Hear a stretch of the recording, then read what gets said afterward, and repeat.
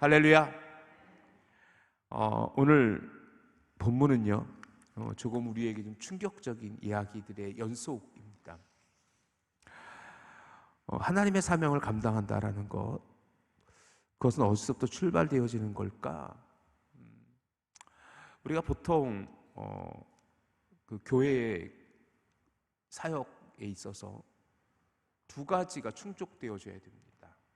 하나님께서 우리가 어떤 교회 공동체든 어떤 개인이든 하나님께서 우리를 부르시고 하나님께서 우리를 사용하실 때에 우리는 두 가지의 조건들을 충족했을 때에 그것이 필요 충족 조건이다라고 강하게 그것을 주장하지 못할지라도 적어도 하나님께서는 두 가지를 우리에게 요구하시는 것 같아요. 첫 번째 뭐냐면 성결입니다.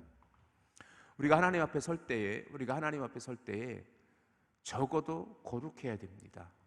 하나님께서 우리를 사용하시기에 부족함이 없게 되기 위해서는 우리가 죄악되지 않아야 하고 하나님의 온전한 신앙이 고백되어졌을 때 하나님께서 우리를 사용하십니다. 두 번째는 뭐냐면 순종입니다. 순종.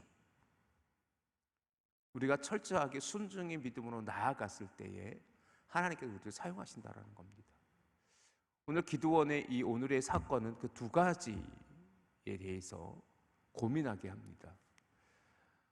오늘은 좀 약간 독특한 특별한 사사의 이야기일 수도 있는데 보통 우리가 사사기를 보았을 때에는 하나님께서는 사사를 세우시고 그를 통해서 이스라엘을 구원하셨던 패턴을 가지고 있었어요. 그런데 워낙 기드온에 대한 기록이 다른 사사들에 비해서는 방대하고 또 점점 그 사사의 기드온에 대해서 아주 자세한 부분까지 기록하고 있음을 볼 때에 기드온이 그만큼 사사기에서는 중요한 역할을 하고 있었음을, 그리고 기드온이 갖고 있는 어떤 상징성과 기드온이 갖고 있는 그 영적인 의미들이 우리에게 너무나도 중요하다라는 것을 다시 한번 우리가 확인할 수 있는 사건입니다. 즉 하나님께서는 기드온을 부르세요. 그리고 우리가 지난주에 살펴봤던 것처럼 하나님께서는 기드온에게 확신을 심어줘요. 기드온이 정말로 당신이 나의 주이십니까? 그렇다면 잠시만 기다려 주십시오 라고 해서 그가 드린 예물을 하나님께서는 불사르세요. 하나님의 불이다와 그것을 불사르심으로 하나님께서 기드온을 부르심을 기드온에게 확신시켜주는 그런 이야기를 지난주에 우리가 살펴보았습니다. 결코 그것을 우리가 부정적으로 볼 것이 아니라 기드온이 믿음이 없네, 왜 하나님의 부르심을 인정하지 않아? 왜 하나님을 시험해? 라고 부정적으로 생각할 것이 아니라 그렇게 하나님을 향한 확신이 그에게 필요했던 것입니다. 왜 그렇게 하나님을 향한 기도원이 확신이 필요했는지 오늘 본문은 우리에게 보다 더 명확하게 이야기해 주고 있어요. 그것은 뭐냐면 이전의 사사에서는 볼 수 없었던 그 이스라엘 민족 가운데에서의 종교개혁을 요구하시는 거예요. 오늘 이 본문은 일명 기드온의 종교개혁이라고 또 불려지는 본문입니다. 즉 뭐냐, 그 당시에 그 미디안의 압제를 당하고 있던 그 시대에 이스라엘 백성 가운데 만연했던 것이 우상 숭배였었어요. 그리고 더 충격적인 것은 뭐냐면 그 우상 숭배의 중심에 누가 서 있냐면 바로 기드온의 아버지가 서 있었던 거예요. 요아스가 서 있었던 거예요. 그런데 오늘 이것이 우리에게 너무나도 충격적인 것은 뭐냐면 우리가 조금만 더 생각해 보면 그거예요. 이 우상을 숭배하는 가문에 우상을 섬기는 아비의 아들의 포도주 틀에서 밀이나 수확하고 있는 그 기드온을 부르셨다라는 거예요. 도저히 하나님께서 부르실 만한 인물이라고는 보여지지 않는 기드온, 그리고 그 기드온을 하나님께서는 큰 용사로 부르셨다는 것들, 이것이 주는 영적 의미들을 우리가 좀 되새겨 볼 필요가 있습니다. 그리고 또 한 가지는 뭐냐면 점점점 그 사사들이 정말 암울해져요. 그 사람이 사사 맞나? 이것은 반대로 얘기하면 그만큼 사사 시대의 영적인 그 암흑이 짙어져 감을 볼 수도 있어요. 온니엘은 그렇다 쳐요. 에훗도 그렇다 쳐요.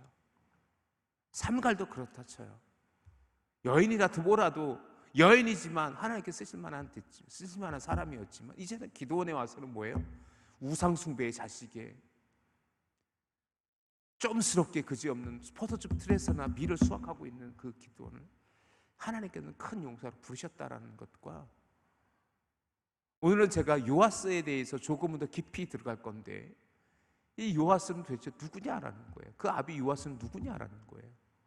오늘 주목해서 볼 본문이 뭐냐면, 그래서 25절의 본문이에요. 25절을 오늘 조금 더 깊이 들어가 볼게요. 25절 같이 한번 읽어봅시다. 시작. 그날 밤에 여호와께서 기드온에게 이르시되 내 아버지에게 있는 수소 곧 7년 된 둘째 수소를 끌어오고 내 아버지에게 있는 바알의 제단을 헐며 그의 곁에 아세라상을 찍고. 이 한 문장에요 엄청나게 많은 의미들이 담겨져 있어요.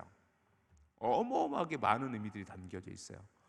첫 번째 뭐냐면 우리가 질문해야 될 것은 뭐냐면 왜 둘째 수소지 첫째 수소는 아니지?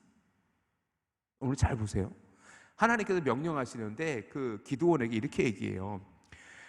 내 아버지에게 있는 수소 곧 7년 된 둘째 수소, 7년 된 둘째 수소를 끌고 오고 이제 그것을 드리도록 하나님께 제단에서 번제로 드리도록 해요. 자, 우리 28절 말씀 봅시다. 28절 봅시다. 시작. 그 성읍 사람들이 아침에 일찍이 일어나 본즉 바알의 제단이 파괴되었고 그의 곁에 아세라가 찍혔고 새로 싼 제단 위에 그 둘째 수소를 드렸는지라 라고 돼 있죠. 여러분 한번 질문을 해봅시다. 왜 둘째 수소를 하나님께서는 드리라 했을까요? 첫째 수소는 어디가 있어요? 첫째 수소는 어디가 있죠? 어디가 있을 것 같아요? 첫째 수소 어디 있어요? 방쌤, 첫째 수소 지금 어디가 있어요? 이것이 우리가 질문하지 않고 둘째 수소를 드렸나 보다, 하나님께 요구했나 보다라고 틀려 지나가면 이것이 의미가 부정확한데, 학자들은 이렇게 설명을 해요. 요아스가 첫째 수소는 뭐예요? 여호와께 드린 거예요.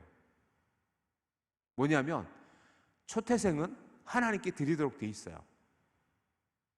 즉 뭐냐면 요아스라는 인물이요, 그 아버지는요 전혀 여호와에 대한 신앙이 없는 게 아니에요. 여호와의 신앙이 전혀 없는 게 아니에요. 그래서 그의 첫째 수소는 아마 여호와께 드렸을 거예요.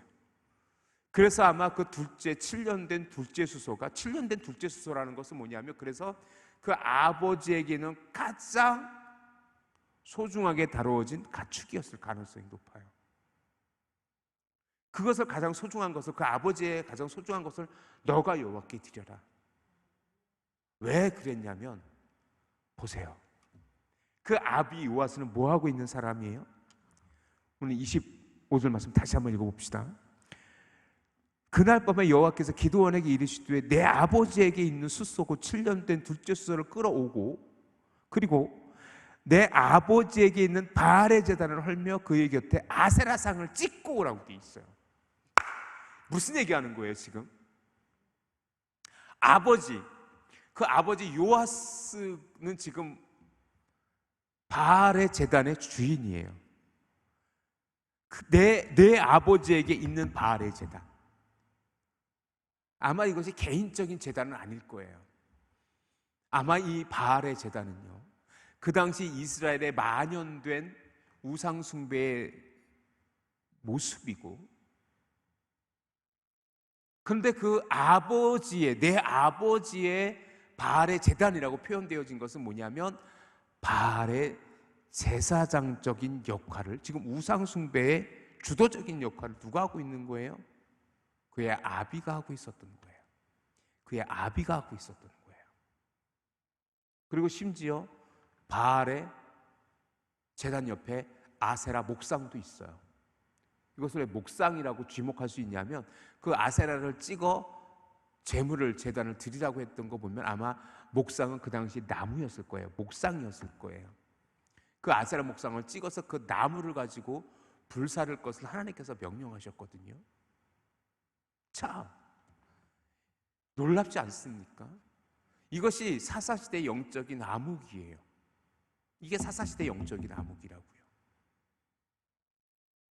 하나님께서 저는 그래서 무슨 생각을 하게 됐냐면 기드온밖에 없었을까? 정말 그 시대 기드온밖에 없었을까? 그 아버지는 우상 숭배자요. 그 스스로는 포도즙 틀에서 밀이나 수확하고 있는, 도저히 하나님께서 여호와의 사자가 큰 용사라고 부를 만한 사람이 그밖에 없었을까? 라는 생각도 하게 돼요. 그것은 반대로 무엇을 얘기하면 그만큼 사사시대 기드온 시대에 하나님께서는 그 이스라엘 가운데 영적인 암흑이 깊었음을 아주 상징적으로 보여주는 사건이에요. 자, 한 걸음만 더 나가 볼게요. 한 걸음만 더 나가 볼게요. 우리 13절 한번 가보실래요? 13절, 6장 13절 한번 가보세요. 6장 13절 한번 가보세요. 6장 13절 한번 가보시기 바랍니다. 우리 6장 13절 같이 한번 읽어봅시다. 시작. 기드온이 그에게 대답하되 오 나의 주여 여호와께서 우리와 함께 계시면 어찌하여 이 모든 일이 우리에게 일어났나이까? 또 우리 조상들이 일찍이 우리에게 이르기를 여호와께서 우리를 애굽에서 올라오게 하신 것이 아니냐 한 그 모든 이적이 어디 있나이까? 이제 여호와께서 우리를 버리사 미디안의 손에 우리를 넘겨주셨나이다 하니. 13절의 말씀을 왜 읽었는지 여러분 이제 좀 감이 잡히십니까? 잘 보세요. 13절이 어떤 의미를 갖고 있냐면 처음에 여호와의 사자가 기드온에게 와서 너는 큰 용사다, 내가 하나님께서 너와 함께 하실 거야 라고 말씀했을 때 기드온이 반문한 내용이 그거예요. 우리 조상들의 이야기를 들었는데 우리를 애굽에서 인도하였고 많은 이적을 베풀었다고 했는데 그 이적이 어디 있습니까? 지금 당신은 어디 있습니까? 여호와는 살아계십니까? 라는 반문이에요. 즉 뭐냐면 이때 처음 기드온이 부름받았을 때 기드온은 여호와에 대한 기대도 없었어요. 여호와의 신앙도 없었어요. 다 잃어버렸어요. 기드온이 여호와를 찾은 게 아니라 여호와가 기드온을 찾으신 거지요. 오늘 이 본문과 왜 제가 25절, 26절과 연관지어서 보고 있냐면 기드온이 지금 뭐라고 얘기하고 있어요? 우리 조상들의 얘기를 들어보니까 애굽에서 우리 인도해냈다고 하고 그 가운데 수없이 많은 이적이 베풀어졌다고 하는데 그 많은 이적이 어디 있습니까? 만약에 그 하나님이 살아계시면, 그 하나님이 여전히 계시면 어찌 우리가 미디안에 이렇게 굴복당하여 살아가야 됩니까? 라는 반문 속에서 우리는 무엇을 캐치할 수 있냐면 그의 조상, 그의 아비 요아스는 무엇을 알고 있는 거예요? 하나님께서 베푸신 출애굽의 기적과 그 많은 이적들을 모르는 게 아니에요. 모르는 게 아니잖아요. 그것을 지금 기드온에게 얘기해 줬던 사람이잖아요. 그것이 요아스고 그의 조상들이잖아요. 그런데 지금 요아스는 뭐 하고 있어요? 바알의 제사장적인 역할을 감당하고 있고 그리고 아세라 목상을 섬기고 있는 거 아니에요? 제가 왜 이것을 주목하냐면 이러한 아이러니가 과연 오늘날에는 없냐라는 거예요. 오늘날에는 우리에게 이러한 요아스 같은 신앙의 모습은 없냐라는 거예요. 아모스를 보던 이 예언자들이 이스라엘 백성들에게 가장 강하게 책망하는 것이 뭐냐면 우상 숭배의 문제예요. 그런데 아모스 시대나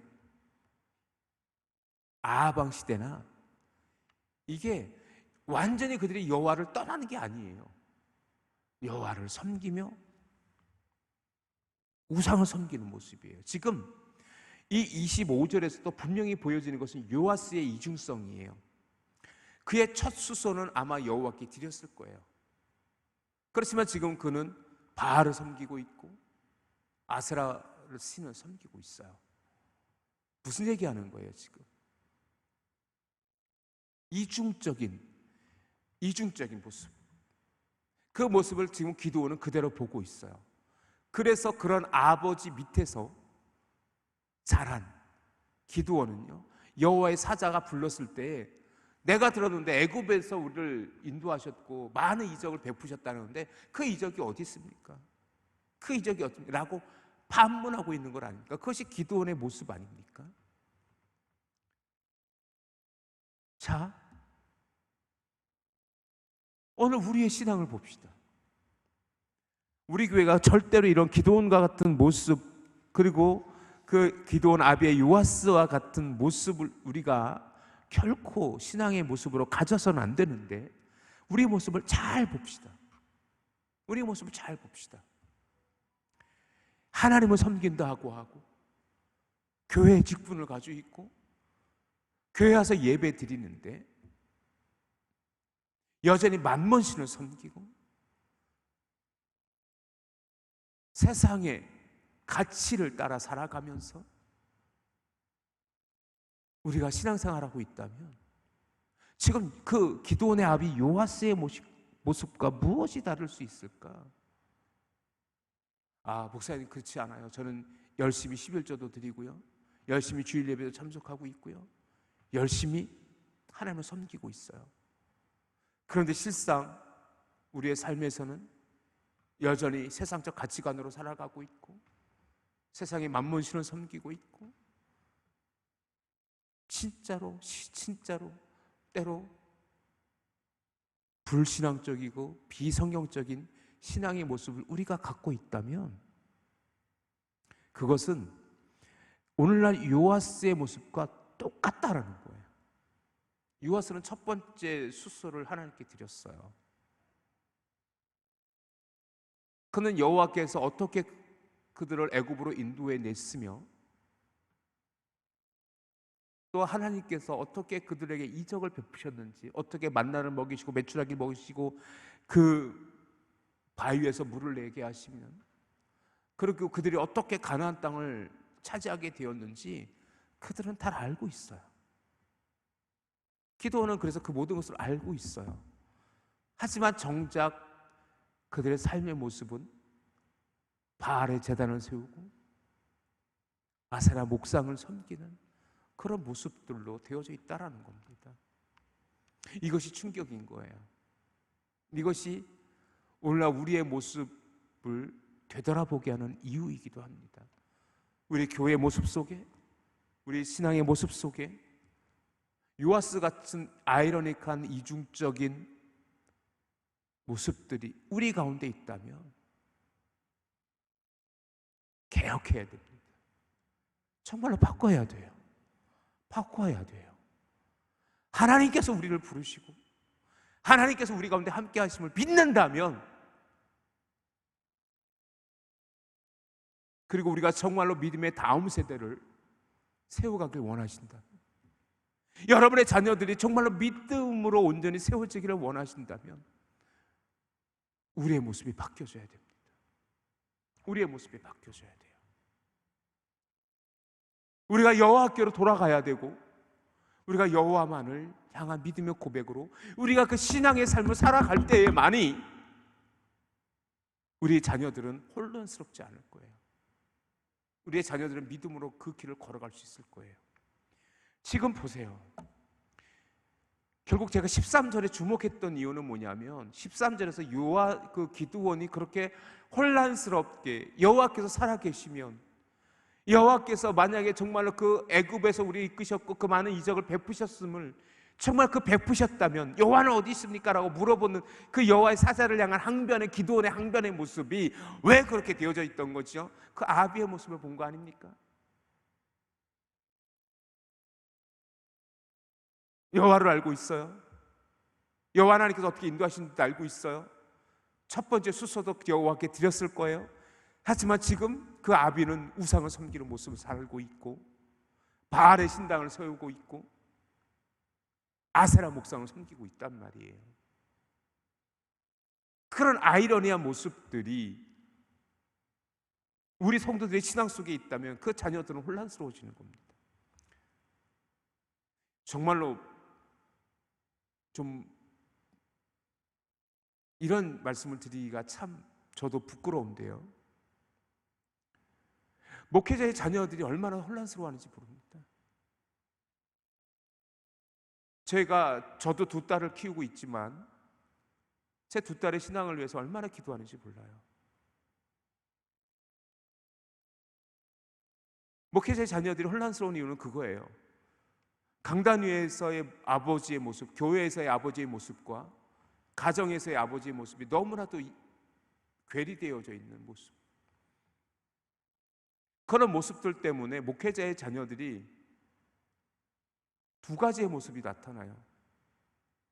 첫 번째 뭐냐면 그 강단 위에 교회에서 사역하는 아버지의 모습과 가정에서의 아버지의 모습의 괴리가 작으면 작을수록 그 자녀들은 또다시 헌신되어질 가능성이 높아요. 그래서 제 친구들도 목사님의 자녀인 경우가 되게 많습니다. 근데 또 한 가지의 모습이 뭐냐면 쉽게 신앙을 잃어버려요. 쉽게 타락해져요. 목회자의 자녀들 중에 쉽게 그 여호와의 신앙을, 참된 믿음의 자리를 떠난 아이들이 너무 많습니다. 왜냐하면 그 목회자인 아버지의 모습을 보면서 하나님을 보지 못하는 거예요. 그것이 제가 두려움이 있어요. 우리 두 딸들은, 우리 예은이, 예강이는 과연 나를 보며 하나님을 보고 있는가? 저는 오늘 여러분에게 그렇게 도전해 드리고 싶어요. 여러분의 신앙의 모습을 보면 여러분의 자녀들은 하나님을 보고 있습니까? 적어도 여러분의 자녀들은 여러분의 신앙의 모습 때문에 혼란스러워하진 않습니까? 우리의 신앙의 모습이 적어도 자녀들에게 혼란스러운 모습으로 비춰지지 않기를 주님의 이름으로 축원합니다. 그러기에 여러분은 기도하셔야 돼요. 그러기에 여러분의 신앙이 온전케 세워질 수 있기를 주님의 이름으로 축원합니다. 이것이 종교개혁이에요. 다른 게 종교개혁이 아니에요. 지금 기도원은 지금 종교개혁을 하고 있는 거예요. 아니, 종교개혁을 요구하시는 거예요. 하나님께서 명령하신 건 무엇이냐면 26절에 또 이 산성 꼭대기에 내 하나님 여호와를 위하여 규례대로 말씀대로 한 제단을 쌓고 그 둘째 수소를 잡아 내가 찍어 아세라 나무로 번제를 드릴지니라 하시니라. 여기서 아세라 나무는 뭐예요? 아세라 목상을 의미하는 겁니다. 결국 뭐예요? 아세라 목상, 그 네 아버지가 섬기고 있는 아세라 상은 아무 쓸데없는 땔감에 불과하다라는 것을 상징적으로 이야기해 주는 것이며, 그 바알의 제단이 있던 그곳에 여호와의 제단을 쌓아라라고 명령하는 거예요. 오늘 우리의 모습이 그러해야 돼요. 우리 교회 성도님들 절대로 그렇지 않을 것을 제가 믿지만, 만약에 여전히 우리가 세상적인 가치를 쫓아가고 세상의 삶을 살아가기 위해 우리의 신앙이 혼재되어져 있고, 한쪽 발은 하나님을 믿는다고 하지만 한쪽 발은 여전히 세상에 속해져 있다면 그 나머지 한 발조차도 여호와께 온전히 내어놓을 수 있는, 드릴 수 있는 저와 여러분 되어질 수 있기를 주님의 이름으로 축원합니다. 회복되셔야 돼요. 다시 주님을 온전히 바라볼 수 있어야 돼요. 그날 밤에 기도원은요, 그렇게 그날 밤에 25절에 그날 밤에 라고 시간이 명시되어져 있던 것처럼 그날 밤은 언제입니까? 그가 여호와 샬롬을 고백했던 그 시간이었었어요. 24절 다시 한번 가볼까요? 24절 시작. 기도원이 여호와를 위하여 거기서 제단을 쌓고 그것을 여호와 샬롬이라 하였더라. 그것이 오늘까지 아비에셀 사람에게 속한 오브라이더라. 바로 그날 밤, 그가 여호와 샬롬을 불렀던 그날 밤에 하나님께서 이러한 명령을 하나님께서 요구하셨던 겁니다. 그렇다면 우리는 여기서 질문을 하나 할 수 있지요. 과연 기도원은, 다시 우리 기도원에 대해서 초점을 좀 옮겨봅시다. 기도원은 과연 준비되어져 있었을까? 그의 아비는 우상을 섬기는 자였고 그는 포도즙 틀에서 밀을 쏘아겠던 사람이었는데 그날 밤에 하나님께서는 기드온에게 결단을 요구하셨어요. 무엇이냐면 하나님께서는요, 기드온이 준비되어지고 안 되어지고 있는 건 중요하지 않아요. 결단을 요구하시는 거예요. 너가 그 일을 할 수 있느냐? 되려 지금 하나님께서 그날 밤에 하나님께서 그 아버지의 제단을 헐고 아세라 목상으로 그 둘째 수소, 7년 된 둘째 수소를 드리라고 명령하신 것은 지금 이제는 첫 번째는 기드온이 하나님을 시험했다면 이 두 번째 명령은 뭐냐면 하나님께서 기드온을 시험하시는 거예요. 너 할 수 있어? 너 정말 너의 아비의 목상을 아비의 바알의 제단을 할 수 있어? 아비의 아세라 목상을 너가 찍어서 그것으로 번제를 드릴 수 있어? 되려 지금 기드온을 시험하는 것 같아요. 그런데 기드온은 할 수 있었어요. 왜? 이미 기드온은 누구를 경험했어요? 하나님을 경험했어요. 하나님께서 그가 드린 제물을 불로 흩으시는 것을, 핥으시는 것을 보셨어요. 보았어요.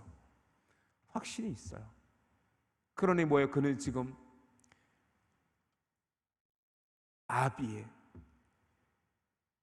제단을 헐 수 있었고 아비의 목상을 헐 수 있었던 거예요. 그런데 안타까운 것은 뭐냐면 그가 여전히 온전하진 못해요. 자, 우리 27절 말씀 잠깐 볼까요? 27절 말씀 잠깐 봅시다. 같이 한번 읽어봅시다. 시작. 이에 기드온이 종이 10사람을 데리고 여호와께서 그에게 말씀하신 대로 행하되 그의 아버지의 가문과 그 성읍 사람들을 두려워함으로 이 일을 감히 낮에 행하지 못하고 밤에 행하니라. 그래요. 아직까지 기드온의 모습이 온전치 않아요. 담대한 모습이 아직은 온전치 못해요. 하지만 그것을 순종해 가기 시작해요. 변화되어져 가는 모습이에요. 비록 그 아비를 두려워했고 그 성읍 사람들을 두려워해서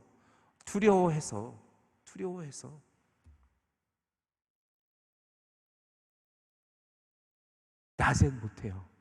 아무도 보지 않는 밤에 그 신상을 헐고 그 신상을 찍어버리고 그 제단을 헐어버려 그곳에서 하나님께서 행하라 한 그 둘째 수소를 여호와께 드리게 돼요.